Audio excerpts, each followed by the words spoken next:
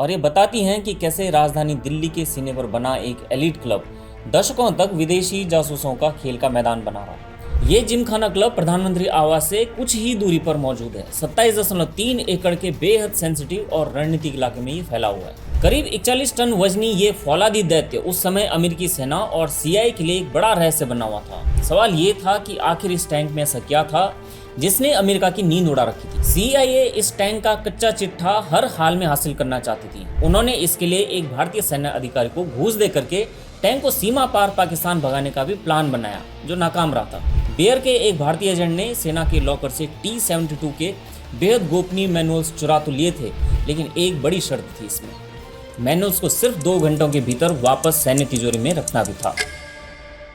अगर आपको किसी न्यूक्लियर आर्म्ड स्टेट या दुनिया की उभरती हुई सुपर पावर की नेशनल सिक्योरिटी में सेंध लगानी है, तो आपको उसके मिलिट्री बेस पर बम गिराने की जरूरत नहीं है। आपको बस उस देश के सबसे रसूखदार कॉलोनियल टाइम के एलिट क्लब की मेंबरशिप लेनी है, जहां शाम को देश के पॉलिसी मेकर्स अपनी सिक्योरिटी और डिग्निटी को स्कॉच के पैक में घोल दिया करते हैं। जो भी कहानियां मैं आज आपको बताने जा रहा हूँ, ये सारी सत्य घटनाओं पर आधारित हैं और ये बताती हैं कि कैसे राजधानी दिल्ली के सीने पर बना एक एलिट क्लब दशकों तक विदेशी जासूसों का खेल का मैदान बना रहा। और इस कहानी के केंद्र में है दिल्ली का जिमखाना क्लब। साल 2026 की शुरुआत दिल्ली जिमखाना क्लब के लिए एक बड़े झटके के साथ हुई थी। भारत सरकार की भूमि और विकास कार्यालय ने इस 113 साल पुराने क्लब को खाली करने का सख्त फैसला जारी कर दिया।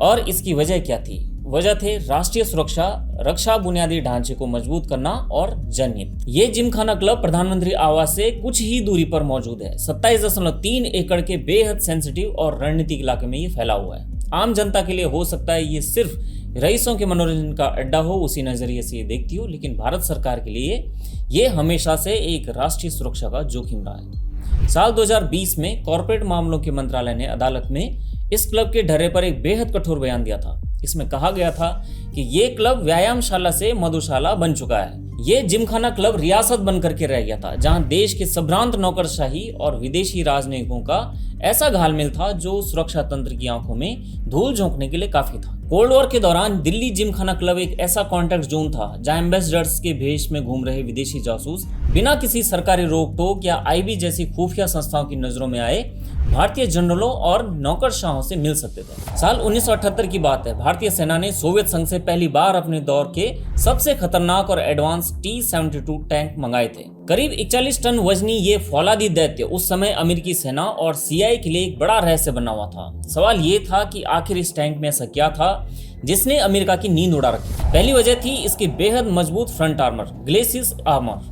ये सिर्फ स्टील की चादर नहीं थी, ये हाई कार्बन स्टील और पॉलीयूरेथेन की कई परतों से बनी ऐसी सुरक्षा ढाल थी जिसे भेदना बेहद मुश्किल माना जाता था। और दूसरी वजह थी इसका लेजर रेंज फाइंडर और ऑटो लोडर सिस्टम, यानी टारगेट की दूरी नापने और गोला लोड करने का काम मशीन खुद करती थी, जिससे टैंक दुश्मन पर बहुत तेजी से फायर कर सकता था। और तीसरी सबसे खतरनाक चीज थी इसकी 125 mm स्मूथ बोर गन। उस दौर में दुनिया की सबसे घातक टैंक गनों में गिनी जाती थी, जो कुछ ही सेकंड में दुश्मन के टैंक को कबाड़ में तब्दील कर सकती थी। सीआईए इस टैंक का कच्चा चिट्ठा हर हाल में हासिल करना चाहती थी। उन्होंने इसके लिए एक भारतीय सैन्य अधिकारी को घूस दे करके टैंक को सीमा पार पाकिस्तान भगाने का भी प्लान बनाया, जो नाकाम रहा था। और तभी मैदान में उतरता है सीआईए का एक शातिर फील्ड एजेंट। इसका नाम था रॉबर्ट बेयर। और सीआईए का ये आदमी नई दिल्ली में अमेरिकी दूतावास में तैनात भी था। बेयर ने अपनी पॉपुलर बायोग्राफी सी नो एविल में इस खतरनाक किस्से का जिक्र किया हुआ है। बेयर के एक भारतीय एजेंट ने सेना के लॉकर से T-72 के बेहद गोपनीय मैनुअल्स चुरा तो लिए थे, लेकिन एक बड़ी शर्त थी इसमें। मैनुअल्स को सिर्फ 2 घंटों के भीतर वापस सैन्य तिजोरी में रखना भी था। इससे पहले कि सार्जेंट की ड्यूटी बदले और राज खुल जाएं, उससे पहले उस फाइल को वहां पर रखना था, जैसे आपने टॉम क्रूज की मूवीज में भी देखा होगा कई बार। बेयर मैनुअल्स लेकर भागा था, लेकिन भारत की खुफिया एजेंसी की कुछ गाड़ियां बेयर का पीछा करने लगी थी। वक्त तेजी से खत्म हो रहा था, सिर्फ 17 मिनट बाकी थे। बेयर ने दिमाग दौड़ाया और अपनी गाड़ी सीधे दिल्ली जिमखाना क्लब के गेट के भीतर घुसा दी। पीछे आईबी की गाड़ियां भी आ गईं। बेयर ने बिना गाड़ी रोके उसे सीधे टेनिस कोर्ट के बीच के पतले बजरी वाले पैदल रास्ते पर दौड़ा दिया। वहां आईबी की गाड़ियां पीछा नहीं कर सकती। बेयर ने इन चोरी किए हुए डॉक्यूमेंट्स को एक टेनिस बैग में डाला। इमली के पेड़ के बीचों से होते हुए गेस्ट हाउस नंबर 3 के पास की झाड़ियों के पीछे उसका एजेंट छिपा हुआ था। उस डॉक्यूमेंट के बैग को वहां फेंक दिया। इसके बाद पीछा कर रहे आईबी के जासूसों को गुमराह करने के लिए बेयर सीधे घुस जाता है जिमखाना क्लब। और वहां बार में जाकर के बैठ गया। वहां 3 पीस सूट पहने अकेले बैठे एक बेहद सम्मानित और निर्दोष बेचारे भारतीय सज्जन के बगल में जाकर के बैठ गया और वेटर को आवाज देकर के 2 डबल स्कॉच का ऑर्डर दिया था इसने। और जब आईबी के जासूस वहां हांफते हुए पहुंचे, बार में घुसे, तो उन्होंने बेयर को उस भारतीय संभ्रांत व्यक्ति के साथ गंभीर चर्चा करते हुए देखा। आईबी का सारा ध्यान उस बेचारे भारतीय पर टिक गया कि आखिर बेयर इतनी हड़बड़ी में इससे क्या बात करने आया था। जिमखाना क्लब में हुए इस पूरे ड्रामे ने सीआईए के एजेंट को इतना वक्त दे दिया कि वो चोरी किए हुए डॉक्यूमेंट्स लेकर सुरक्षित वापस जा सके और उन्हें सेना के लॉकर में रख दे। इस चोरी का नतीजा क्या हुआ सोचिए। 1982 में सीआईए ने इस मैनुअल के जरिए निष्कर्ष निकाला कि शुरुआती T-72 वर्जन की रात में लड़ने की क्षमता किसी भी पश्चिमी समकक्ष टैंकों की तुलना में सीमित थी।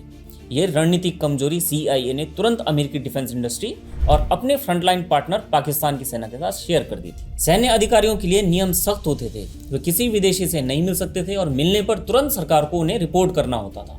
ये सी नो एविल नाम की किताब में ही ये सब लिखा हुआ है और ऐसे में सीआईए के लिए सीधे सैन्य अधिकारियों को जाल में फंसाना नामुमकिन होता था। ऐसे में इन लोगों ने क्या किया?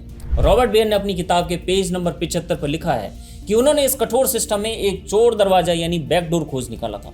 बेयर को पता चला कि भारतीय सैन्य अधिकारियों को शिकार करने का गजब का शौक था, हंटिंग करने का। इसके बाद बेयर ने अपनी एक शिकारी वाली आइडेंटिटी बना ली थी, सिविलियन नंबर वाली एक मिलिट्री जीप खरीदी और पंजाब के जंगलों में डेरा डाल दिया। बेयर ने अपनी किताब में लिखा है कि वहां उसकी मुलाकात सिंह नाम के एक रसूखदार भारतीय सैन्य अधिकारी से हुई, जो भारत और सोवियत की दोस्ती के सख्त खिलाफ हुआ करता था। दोनों के बीच में दोस्ती गहरी हुई। वो वीकेंड पर पंजाब के जंगलों और यहाँ तक कि प्रधानमंत्री इंदिरा गांधी के निजी एस्टेट में अवैध रूप से भारत के राष्ट्रीय पक्षी मोर का शिकार करने लगे। बेयर ने सिंह को एक बेहद कीमती इतालवी बंदूक ब्राउनिंग डबल बैरल तोहफे में दी थी। बाद में नई दिल्ली के सीआईए स्टेशन प्रमुख वाइल्ड बिल को भी इस शिकार वाली ट्रिप में शामिल किया गया और सिंह को पूरी तरह से रिक्रूट कर लिया गया था। सिंह ने अनजाने में भारत के सोवियत मिलिट्री इक्विपमेंट्स और डिफेंस या स्ट्रेटेजिक लूपहोल्स की सारी सेंसिटिव इंफॉर्मेशन सीआईए को दे दी थी, अमेरिका की जासूस को। सीआईए का ये एलीट नेटवर्क सिर्फ दिल्ली या पंजाब तक सीमित नहीं था। 1980 के दशक के बीच में जब श्रीलंका का सिविल वॉर अपने चरम पर था, भारत की रॉ खुफिया एजेंसी के मद्रास स्टेशन प्रमुख हुआ करते थे केवी उन्नीकृष्णन। उन्नीकृष्णन को श्रीलंका में उनकी तैनाती के दौरान सीआईए ने एक एयर होस्टेस के जरिए बेहद शातिर तरीके से हनी ट्रैप कर लिया था, सेक्स फॉर सीक्रेट्स, और उनकी कुछ आपत्तिजनक तस्वीरें और वीडियो रिकॉर्ड कर लिए थे। इसके बाद शुरू हुआ ब्लैकमेलिंग का वो घिनौना खेल जिसने भारत के राष्ट्रीय हितों को गहरे जख्म दिए। उन्नीकृष्णन ने लगभग 2 साल तक सीआईए के लिए काम किया। उन्होंने भारत की सबसे खुफिया पॉलिसी तमिल उग्रवादियों वाली LTTE को भारत द्वारा दी जा रही हथियारों की ट्रेनिंग और श्रीलंका शांति समझौते को लेकर भारत सरकार की रणनीति की पूरी फाइलें सीआईए को सौंप दी थी। सीआईए ने ये सेंसिटिव इन्फॉर्मेशन श्रीलंकाई सरकार तक पहुंचाई, जिसके कारण बाद में भारतीय सेना को वहां भारी सैन्य और मानवीय नुकसान झेलना पड़ा।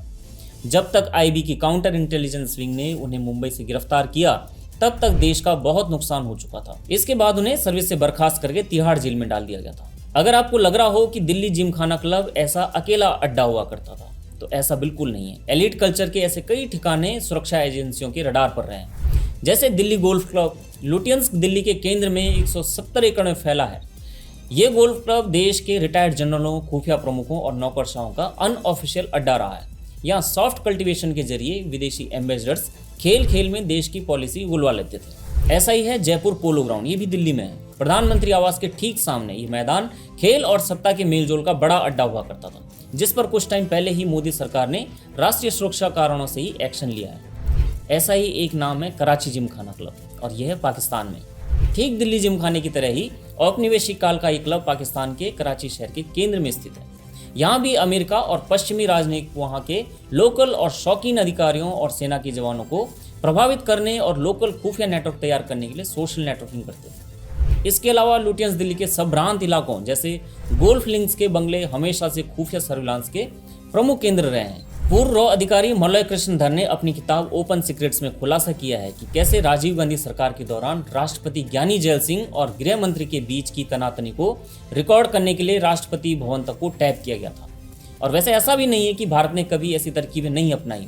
मलय कृष्ण लिखते हैं कि कई बार मणिपुर के उग्रवादियों और एक पुलिस कांस्टेबल से जानकारी निकलवाने के लिए कभी कभी शराब भी एक टूल की तरह इस्तेमाल की जाती थी। लेकिन खुफिया एजेंसीज के इस जिम खाना जैसे ढीले एलिट सिक्योरिटी सिस्टम का फायदा उठाकर के ही साल 2004 में रॉ के संयुक्त सचिव रविंद्र सिंह सीआई के एजेंट डेविड वकाला की मदद से जाली पासपोर्ट पर काठमांडू के रास्ते अमेरिका भागना में कामयाब रहे थे। इस घटना को रॉ के प्रमुख विशेष सचिव अमर भूषण ने अपनी चर्चित किताब एस्केप टू नोवियर में बताया।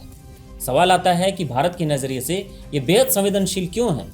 विदेशी ताकतों के लिए ये जिम खाना जैसे संभ्रांत क्लब राष्ट्रीय सुरक्षा के सबसे बड़े सॉफ्ट टारगेट क्यों रहे हैं? इसके 3 रणनीतिक कारण हैं। पहला है, इनको प्रोटोकॉल का डर नहीं होता ऐसी जगह। एक सरकारी दफ्तर में किसी विदेशी राजनयिक से मिलने के लिए कड़े नियम होते हैं, सख्त पाबंदियां होती हैं, लेकिन जिम खाना या गोल्फ क्लब की हरी घास और वहां पर स्कॉच का ग्लास हाथ में लिए डिप्लोमेट्स और रक्षा अधिकारी बिना किसी रिटर्न परमिशन के आपस में सिक्योरिटी पॉलिसीज को शेयर कर लेते हैं। सॉफ्ट कल्टीवेशन ऐसी जगहों पे होता है। टेनिस, पोलो या गोल्फ जैसे स्पोर्ट्स और हंटिंग जैसे निजी शौक को जरिया बना करके विदेशी एजेंसियां धीरे धीरे अधिकारियों को अपना कर्जदार बना लेती हैं। शुरुआत गोल्फ स्टिक उधार लेने या बंदूक गिफ्ट में देने से होती है और एंडिंग होती है देशद्रोह पर। तीसरा है स्ट्रेटजिक करीबी। ये सभी एलिट क्लब राजधानी दिल्ली के हार्ट यानी प्रधानमंत्री आवास और संवेदनशील रक्षा मुख्यालयों के ठीक बगल में मौजूद है। ऐसे सेंसिटिव जोन में सिक्योरिटी ऑडिट के बिना ही विदेशी नागरिकों की बेरोक-टोक आवाजाही किसी भी देश के लिए एक आत्मघाती कदम है। यही वजह है कि साल 2026 में भारत सरकार ने इस औपनिवेशिक दौर से मिले हुए विशेषाधिकार वाले सुरक्षित ठिकाने का पट्टा खत्म करने और इसे खाली कराने का बड़ा फैसला लिया है। आखिर किसी भी संप्रभु देश के लिए कुछ चुनिंदा रईसों के मनोरंजन और शराब की महफिलों से कहीं ज्यादा अहम होती है उसकी नेशनल सिक्योरिटी। देश की सुरक्षा से बढ़कर कोई विशेषाधिकार नहीं हो सकता है। मैं आशीष नौटियाल, आप देख रहे हैं ऑप इंडिया। हमारे चैनल को सब्सक्राइब कीजिए, वीडियो को शेयर कीजिए और YouTube पे जाकर के घंटी का आइकन दबाना ना भूलें।